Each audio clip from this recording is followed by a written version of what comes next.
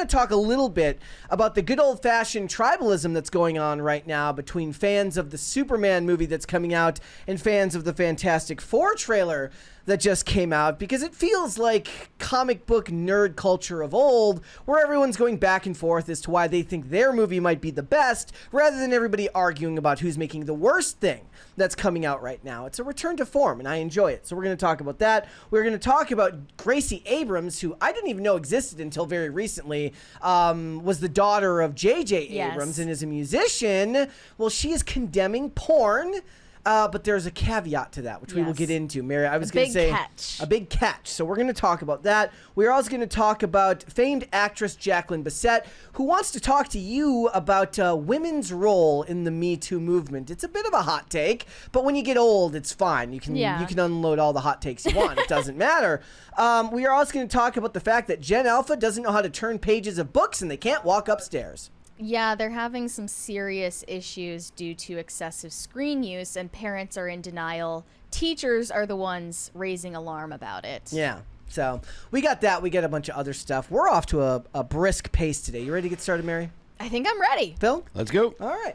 Well, let's go ahead and get started then. So just the other day, they released the trailer for the new Fantastic Four movie, and it is being compared to the upcoming Superman movie because both trailers had very, very large view counts after only 24 hours. Superman had 250 million collective views in just 24 hours, and Fantastic Four hit 200 million views in a collective 24 hours. And the reason this is important is because both of these franchises signal a return to form and an attempt to rebuild off of failures of the past, with Fantastic Four having two failed or at least underperforming franchise versions with the early 2000s Fantastic Four movies, and then you have the famed 2015 Fan Four Stick, which nobody saw nor liked because it was awful. But then you also have the fact that Marvel is struggling right now and they're looking to return to form, with Deadpool and Wolverine being their one bright spot in a sea of bad ones since Phase 4 started. You know, going into Phase 6, they need to rebuild. And then, of course, with James Gunn's Superman, they are attempting to return DC to form. You know, we are no longer in the Christopher Nolan era. There's all sorts of backlash because people believe that Henry Cavill deserved more of a shot as Superman, but there's endless debate as to whether those movies performed as well as they needed to. I think the fact that they're starting over signifies that DC has made that decision, that it is time to start new. So both franchises are the signal of starting something new. So we are here now, and what I find the most interesting part about it is nobody can just be happy. They can't, right? Like, everybody has to complain, and I get it. That's kind of the point, is that nerd culture, if you're going to a comic book shop, you are going to argue about these types of things. There's a 20 there. Not So Secretly Based said, "Can I get a let's go from Phil? Also love the new album." Thank you very much. Let's go! Thank you for that, Phil. So what I think funniest about both of them is one of the things we've talked a lot about is whether dark and gritty matters anymore. Both trailers have an optimistic tone and seem to push the idea of comic book values of old, 60s and 70s, with an optimistic tone, and dark and gritty is falling by the wayside.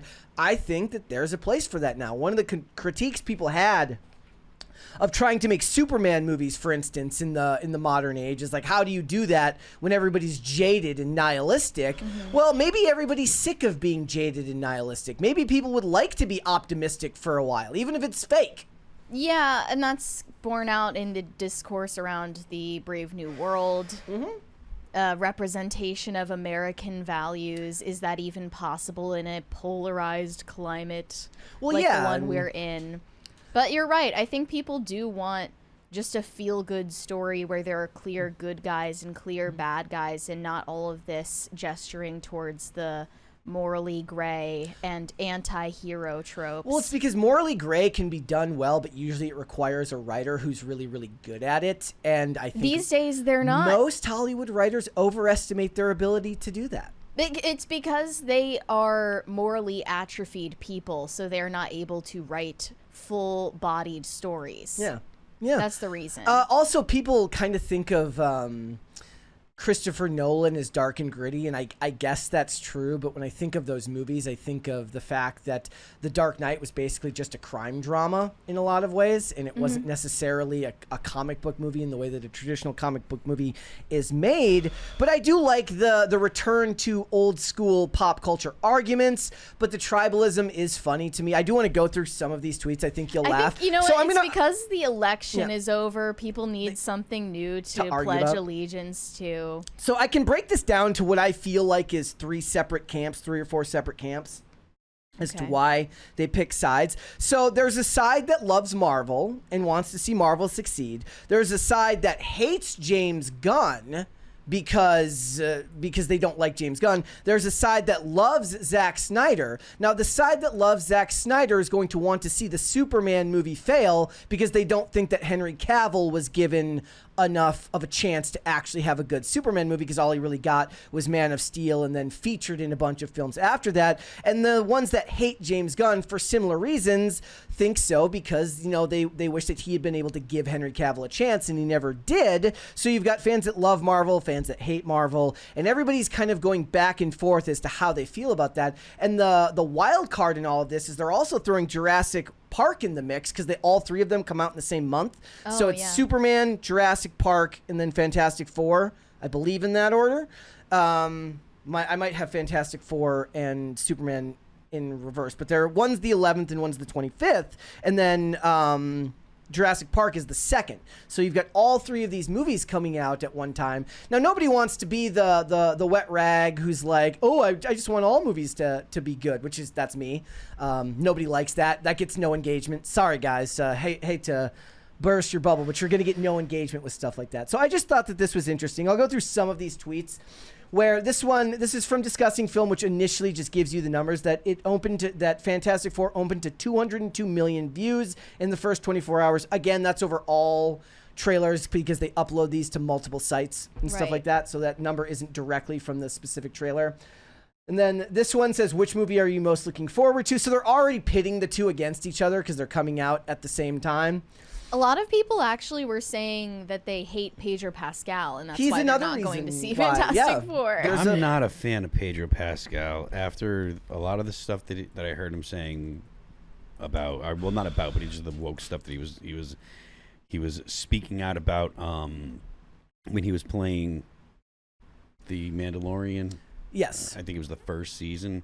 Is when he kind of popped off. Well, he's also whiny. He wanted to take the mask. He wanted to take the helmet off. Yeah. And they're like, keep the helmet on. I'm just kind of like, I don't really dig you. There are critiques of the casting. A lot of people, not just Pedro Pascal because he's in everything, but they believe that him and Vanessa Kirby are both too old to play Reed Richards and Sue Storm.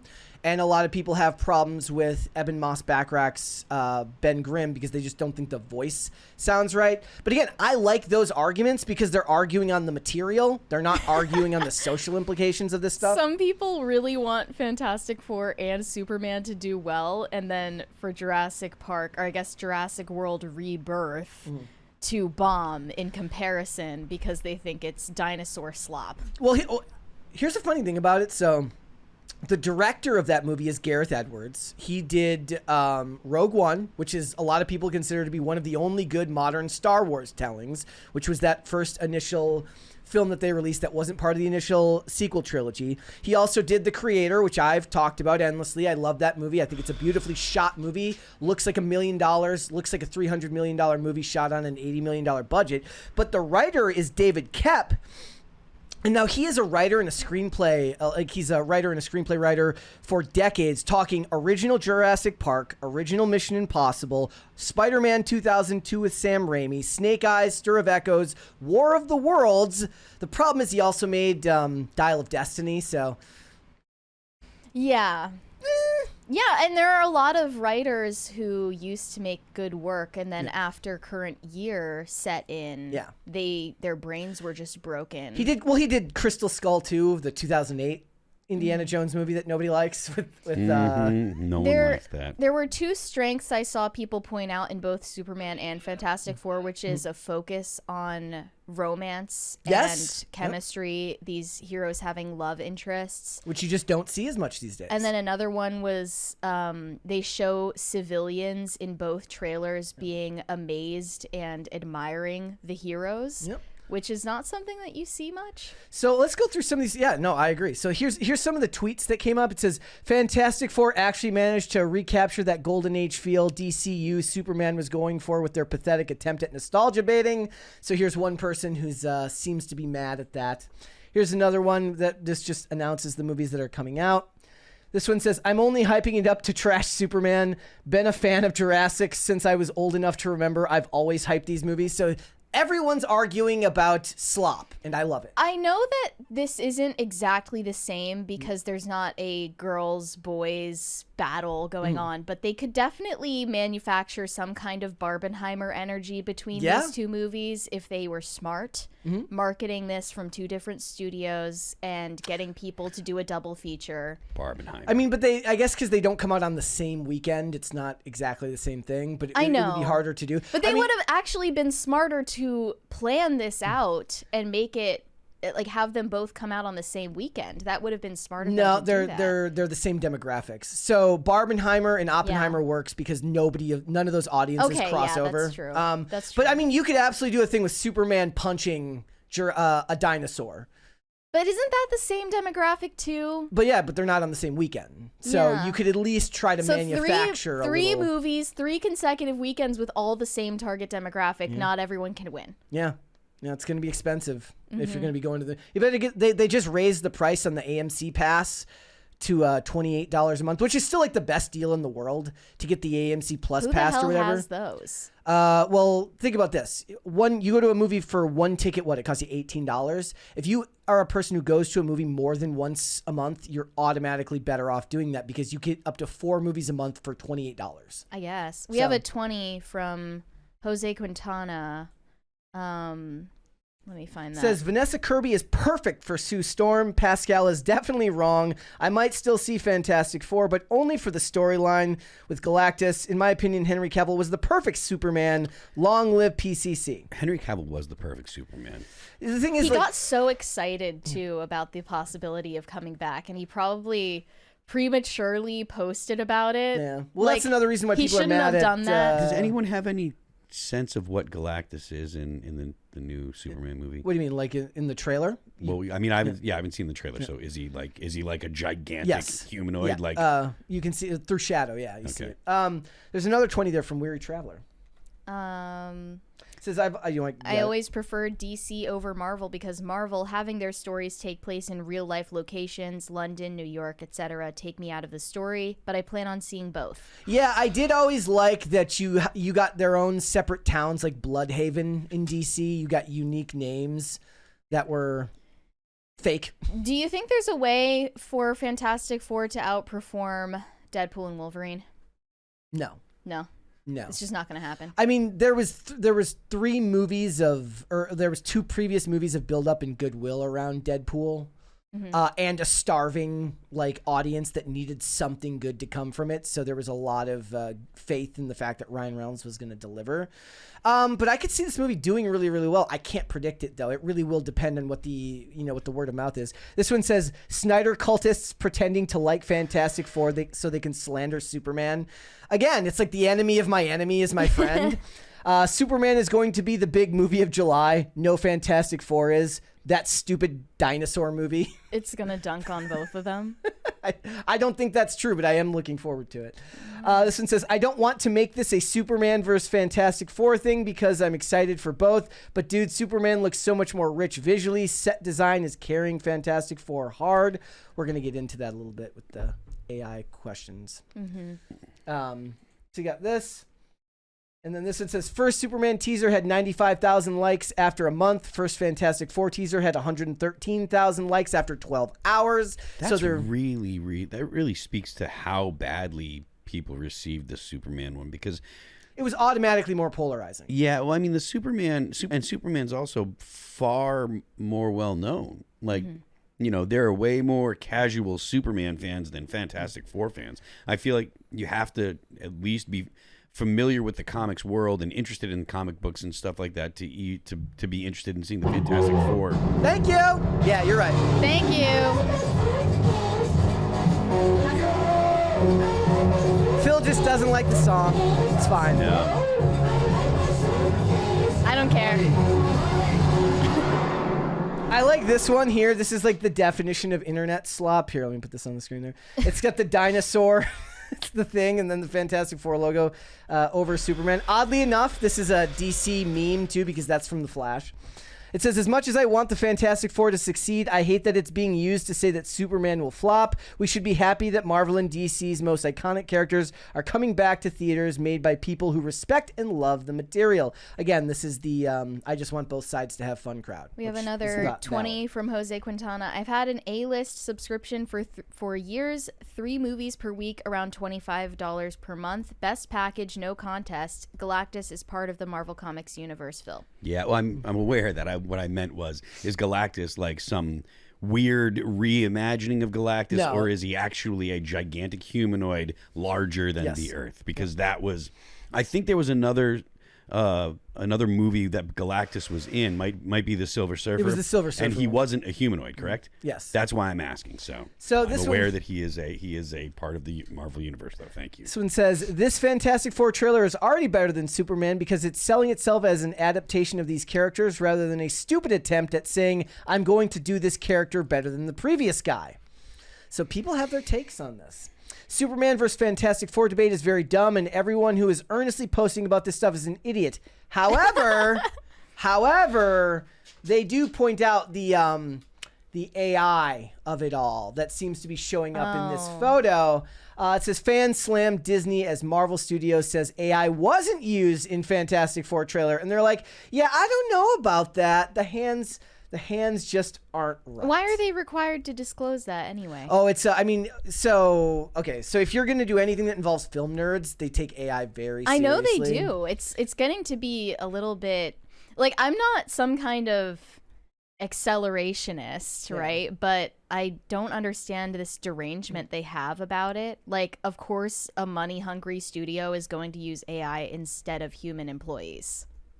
Yeah. Like, there's no way around that. I mean, the same thing is going on right now with... did you see the stuff that was going on about the fact that Adrian Brody, apparently for his accent in The Brutalist, they used AI to, like, really nail the voice? Oh, that's definitely weird. And they were mad, and, like, people were pissed. That seems more sinister to me than using it for imagery or just background stuff. That's weird. So this one says 202 million trailer views in 24 hours is good news for Fantastic Four. Well done. That's fantastic. You know what's super? 250 million trailer views in 24 hours. See? They just can't get along. This is, I guess, the same level of discourse about sports, but about movies. Yeah, I mean that's really what it is. We'll have to wait and see. I will say that this has gotten me more excited for both of them. I think I was more genuinely excited about the Fantastic Four trailer, which is weird because I'm a DC person. I'm not a Marvel person. But maybe it's just because I knew there was going to be a bunch of like back and forth about the Superman trailer and its connection to the fact that they're rebuilding after the Zack Snyder era. I watched the Superman trailer. It didn't get me as excited as I wanted it to, but maybe that's just because your expectations are really, really high for something like that, whereas I don't really have any deep connection to the Fantastic Four or the lore, so I enjoyed it for the most part. Also, Eben Moss-Bachrach is one of the actors I really enjoy, so seeing him get a lot of work is good, but we will have to wait and see. It's going to be interesting to see where the box office falls for all of them, because it could end up, hurting all of them in the long run to not get, to not spread these out over a couple of months. Thanks for watching. Listen to full episodes of Pop Culture Crisis on Spotify. Keep up with us on social media and make sure you subscribe and ring that bell so you never miss the show. Bye, guys.